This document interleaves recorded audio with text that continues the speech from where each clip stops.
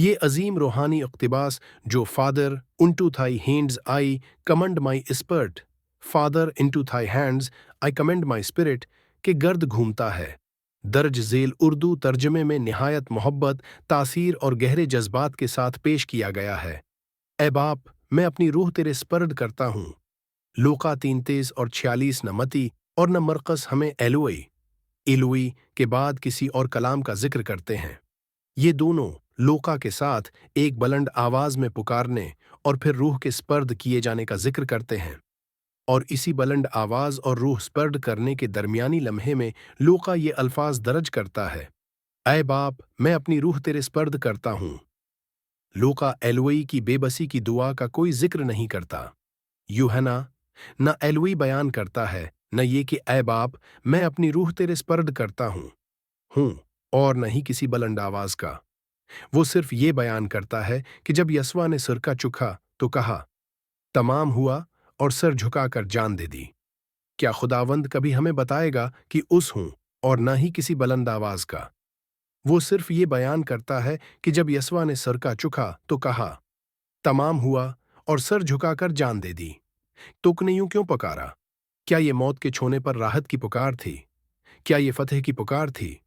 کیا یہ اس خوشی کی پکار تھی کہ اس نے آخر تک صبر کیا؟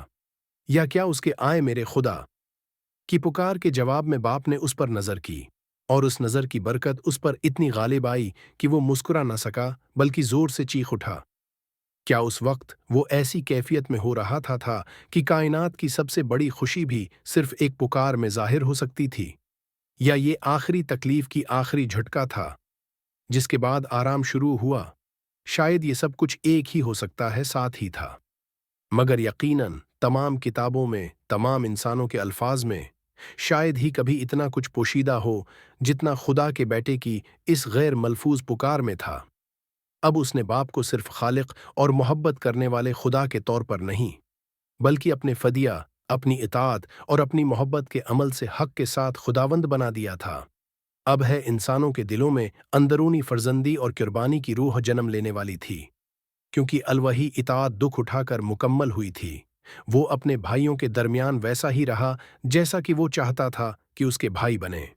اس نے ان کے لیے وہی کیا جو وہ چاہتا تھا کہ وہ خدا کے لیے اور ایک دوسرے کے لیے کریں۔ خدا اب ان کے باہر، اوپر اور آس پاس ہی نہیں، بلکہ ان کے اندر، نیچے اور ان کے ساتھ بھی تھا۔ ان کے ساتھ دکھ سہتا، ان کے لیے دکھ سہتا، انہیں سب کچھ دیتا، اپنی زندگی، اپنا جوہر، وہ سب کچھ جو اس کے پاس بہترین تھا، جو وہ خود تھا۔ وہ ان کے درمیان خدا بھائی بن کر رہا، اور یہ عظیم داستان ایک پکار پر ختم ہوئی۔ تب اس پکار کا مطلب تھا، تمام ہوا، اور یہی پکار تھی، اے باپ، میں اپنی روح تیرے سپرد کرتا ہوں۔ ہر عالی انسانی عمل صرف وہی ہوتا ہے، خدا کو واپس دینا وہ چیز جو اس نے ہمیں دی تھی۔ اے خدا، تو نے مجھے عطا کیا، یہ لو، پھر سے یہ تیرا تحفہ ہے، میں اپنی روح تجھے واپس بھیجتا ہوں۔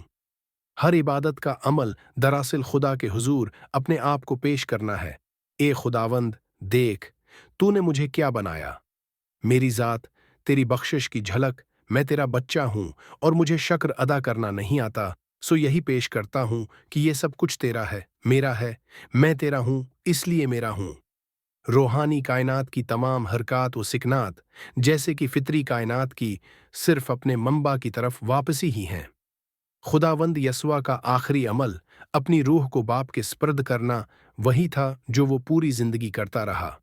اس نے یہ قربانی، اپنی ذات کی قربانی، ہر دن، ہر لمحہ دی۔ جب وہ صبح اندھیرے میں اٹھ کر تنہائی میں باپ سے گفتگو کرتا، جب شام کو وہ پہاڑ پر دیر تک ٹھہرتا، وہ اپنے آپ کو خدا کے حضور پیش کرتا، اور دن کے بیچ وہ یہی پیشکش عمل سے کرتا، محبت سے، شفا سے، خدمت سے، اپنی مخلوق کی مدد سے۔ کیونکہ جب روشنی ہے تو خدا کی عبادت کا بہترین طریقہ یہی ہے، دوسروں کی مدد کرنا۔ میں یہ نہیں کہتا کہ اپنی روح خدا کے سپرد کرنا ہمارا فرض ہے، کیونکہ یہ تو ہماری سب سے بڑی نعمت کو بوجھ بنا دیتا ہے، بلکہ یہ تو انسان کے لیے سب سے آسان، سب سے بابرکت کام ہے۔ انسان اپنے آپ سے کہہ سکتا ہے، کیا میں سونے جا رہا ہوں، ہوش کھونے، کمزور ہونے، بے خبر ہونے والا ہوں، یا پھر خوابوں میں؟ میں اپنی عقل اور ضمیر سے کمزور ثابت ہو سکتا ہوں۔ اے باپ، मैं अपनी रूह तेरे सपर्द करता हूँ। मुझे ले, मुझे सुकून दे, मुझे ताज़ा कर, मुझे अज़सर नो बना।